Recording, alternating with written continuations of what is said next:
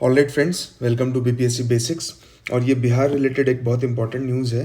Supreme court directs Bihar government to remove encroachment near Ganga river. ठीक है, तो सुप्रीम कोर्ट ने सरकार को डायरेक्ट किया है, सरकार को बोला है कि गंगा के अलोंग जो इंक्रोचमेंट है, जो वहाँ पे इलीगल कंस्ट्रक्शन है, जो फ्लड प्लेन पे जो कंस्ट्रक्शन कर दिया गया है, उसको रिमूव करना है। ठीक है, तो पहले एक बार न्यूज़ देखते हैं, उसके बाद आपको गंगा के आसपास का स्थिति दिखाते हैं। और उसके पहले अगर आपने चैनल को सब्सक्राइब नहीं किया है तो मुझे लगता है ये कर लेना चाहिए। ठीक है, national green tribunal have failed to note the fact that a clean Ganga is essential to meet the domestic water need of 5.5 lakh population of Patna.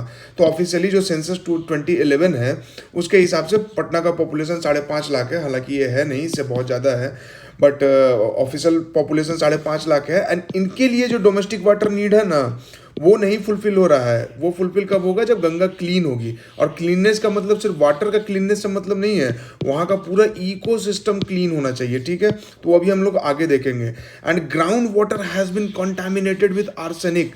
Arsenic से कॉन्टामिनेटेड है। और आप लोग कमेंट सेक्शन में बताएंगे दो बात, कि आर्सेनिक हैवी मेटल है या नॉन हैवी मेटल है, और दूसरा कि आर्सेनिक कॉन्टामिनेटेड वाटर को कंज्यूम करने से कौन सा डिजीज होता है।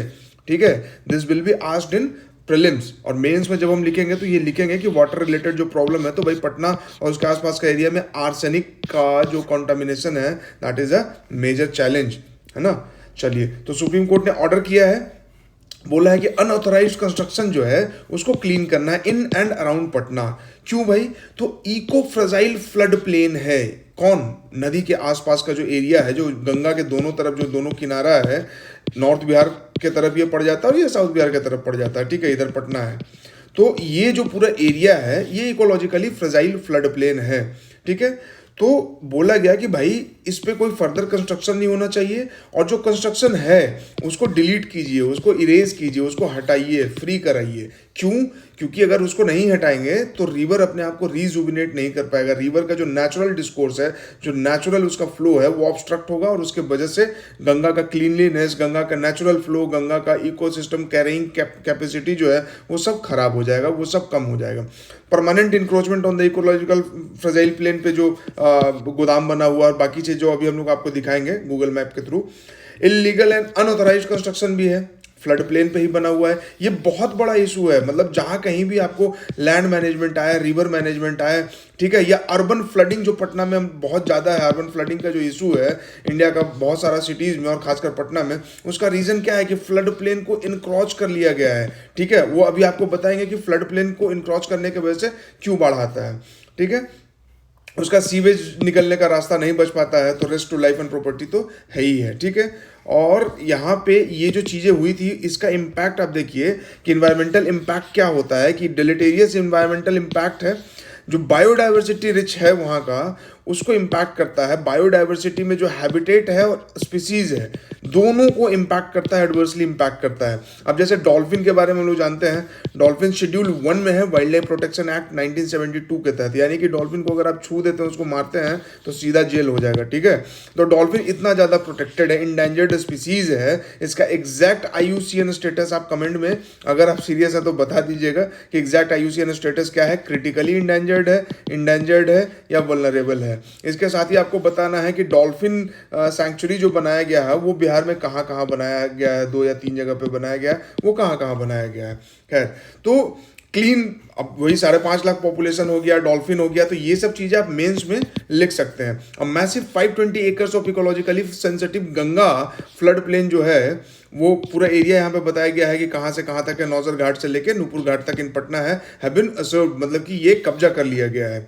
और एक और एग्जाम्पल दिया गया है, तख्त श्री हरमंदिर साहिब 2017 में इसका बिल्डिंग वहाँ पे बनना शुरू हुआ, वो भी अब आपको गूगल मैप पे ही दिखाते हैं। सिमिलर टू जैसे यमुना फ्लड प्लेन पे इंक्रोचमेंट है दिल्ली और दिल्ली के आसपास का एरिया में, और उसके वजह से दिल्ली में भी अर्बन फ्लडिंग होती है। तो ये प्रॉब्लम है। ये देखिए नेचुरल डिस्कोर्स ऑफ रिवर कोई है, मान लीजिए ये रिवर है, ठीक है। अब ये नेचुरल डिस्कोर्स है इसका भाई, अपना चलती है। जब कभी बारिश का मौसम आएगा तो पानी ज़्यादा होगा तो क्या होगा, थोड़ा इधर फ्लो करेगा, थोड़ा इधर आ जाएगा, ठीक है।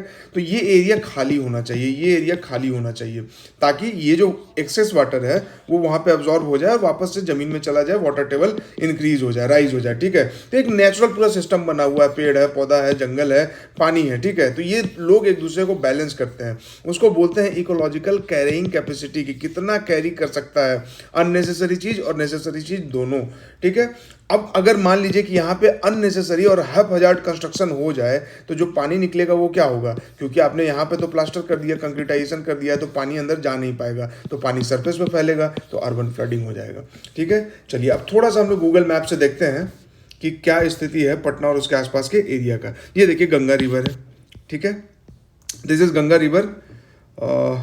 ओके, यहाँ पे ये चल नहीं पाएगा, तो आप देख सकते हैं, देखिए मैप में ही आपको दिखाते हैं कि गंगा रिवर है, और गंगा रिवर के देखिए दोनों किनारे तो नहीं, नॉर्थ साइड में तो नहीं, उधर तो सिर्फ रेत है, लेकिन साउथ में आप देखिए जो जो आप देख रहे हैं, है ना, ये परमानेंट कंस्ट्रक्शंस बना हुआ एकदम नदी के किनारे। दिस इज इंक्रोचमेंट, ईंट भट्टा है, आप देखें अगर गौर में, यहाँ टेम्पल के बगल में ईंट भट्टा आपको दिख जाएगा, ठीक है।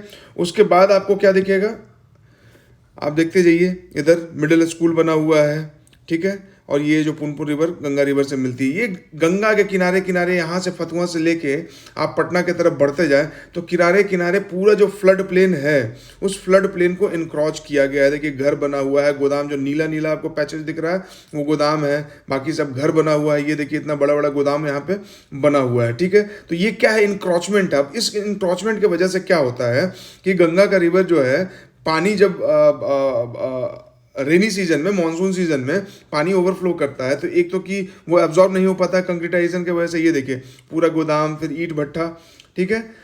अब उसके वजह से क्या होता है कि जब नदी का डिस्कोर्स डिस्टर्ब होगा, नदी परेशान होगी, तो नदी के आसपास रहने वाले लोग भी परेशान होंगे। कंटिन्यूअसली पूरे किनारे किनारे देखिए इंक्रोचमेंट है, बड़ा बड़ा गोदाम बना हुआ है, ठीक है।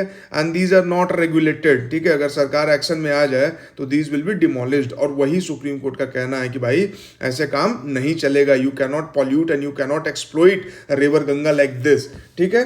तो ये इशू है, और इस पे सुप्रीम कोर्ट ने बिहार सरकार को डायरेक्शन दिया है, तो मेंस में इसको यूज कर सकते हैं हम लोग, ठीक है।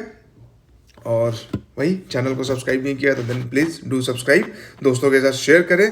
और बाकी वीडियोस साइंस के लिए पूरा प्लेलिस्ट बना हुआ है एनसीईआरटी का, अगर आपने इन एंड आउट सारा वीडियो देख लिया तो साइंस का आपका मोस्ट ऑफ द प्रॉब्लम खत्म हो जाएगा। बाकी जो रिमेनिंग लूप होल्स होंगे वो बाद में वीडियो बना के डाल दिया जाएगा, ताकि आपका प्रीलिम्स में बीपीएससी साइंस को लेके कोई इशू न रहे, आपको कहीं पे कोई पेड कोर्स वगैरह खरीदना ना पड़े।